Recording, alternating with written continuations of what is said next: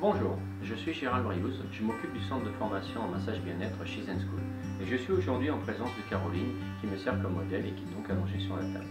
Dans cette petite vidéo, je vais vous présenter différentes astuces, postures, respiration pour, en qualité de praticien, vous puissiez bien réaliser vos prestations sans vous fatiguer et surtout sans vous faire mal.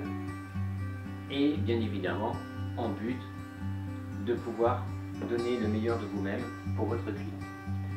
Dans une prestation à vide, il est évident que l'on commence à découvrir un membre puis un autre, mais avant de commencer à masser, il est important de pouvoir dire bonjour aussi sur le plan sensoriel au client.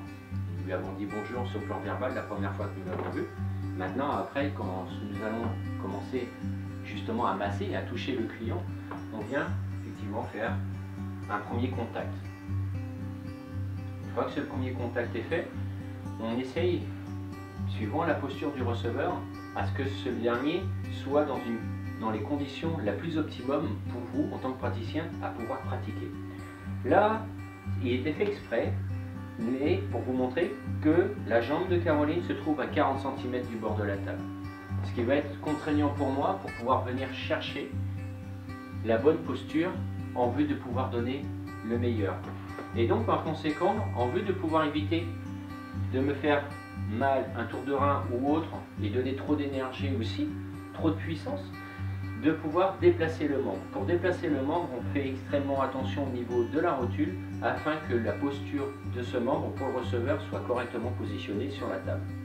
Une fois que c'est fait, effectivement, on vient à ce moment-là huiler de la technique qui vous convient par rapport à la philosophie du massage.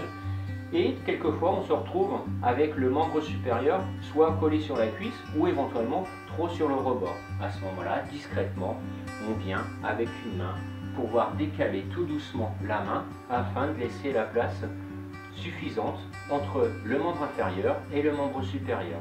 A contrario, si le membre est trop vers l'extérieur, on peut aussi le ramener afin d'éviter que ce dernier soit un petit peu trop sur l'extérieur, voire éventuellement vous déranger lorsque vous êtes en train de faire une manœuvre plus globale au niveau du corps, membre inférieur et tronc. Lorsque vous êtes en train de masser, ce qui est important aussi, c'est votre posture. C'est de venir bien vous positionner sur vos appuis au niveau du sol pour garder de l'ancrage et de venir au niveau de votre bassin, au niveau talon, bassin, épaule dans le même axe. La tête droite, comme si vous aviez éventuellement un verre d'eau au-dessus de la tête, et le plexus ici, la cage thoracique, bien ouverte. De manière à ce que si vous étiez comme ceci à masser, vous constatez qu'au niveau de ma position, ce n'est pas très joli à regarder, et en même temps, pour moi, j'ai souffrir en termes de posture. Si je suis fier de faire la pratique que je vais donner à mon client, ce soit en question, je suis très heureux de pouvoir pratiquer et donner le meilleur de moi-même à travers une profession qui me fait plaisir. Dans ces cas-là, je suis fier, j'ouvre mon plexus solaire, ce qui va me faire ouvrir ma cage thoracique et je vais pouvoir pleinement respirer. Et là, je vais pouvoir, avec mes membres inférieurs, pouvoir donner une impulsion au niveau de mes membres, au niveau de mon bassin. Mes bras vont juste à pouvoir suivre, ce qui fait que du coup, je vais beaucoup moins me fatiguer et pouvoir faire des prestations de qualité jusqu'aux dernières heures de ma journée. De l'autre côté aussi, c'est de travailler avec sa respiration. On expire lorsque l'on fait une pression et on inspire lorsque l'on revient, de manière à donner des nuances pour le lâcher prise au niveau du receveur. Pour vous, ça vous permet aussi d'avoir des phases de récupération. Et en même temps, en termes de pression, on donne pression, on expire et on revient. Les vitesses aussi vont venir travailler et augmenter le lâcher prise du client, donc varier les plaisirs à ce niveau-là. Et en ce qui concerne les vibrations, lorsque vous donnez une vibration, vous démarrez tout doucement, vous augmentez un petit peu plus la fréquence, vous arrêtez tout doucement, vous attendez une petite seconde ou deux de manière à ce que la vibration parcourt l'ensemble du corps et vous continuez la technique après dans votre soin.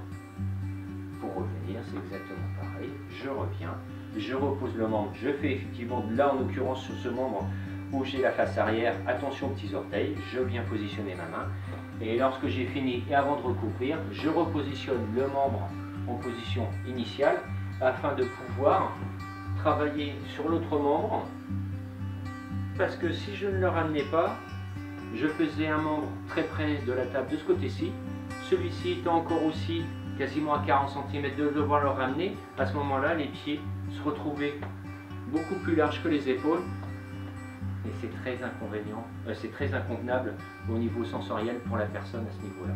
Voilà. Il vous est possible de pouvoir me retrouver sur les autres petites vidéos de la chaîne de She's and School sur YouTube, mais vous pouvez me retrouver aussi sur le site internet She's and School ou éventuellement m'adresser un email directement à contact au singulier @she'sandschool.fr ou me joindre par téléphone directement au 06 20 45 37 57. Merci à vous, à très bientôt, au revoir.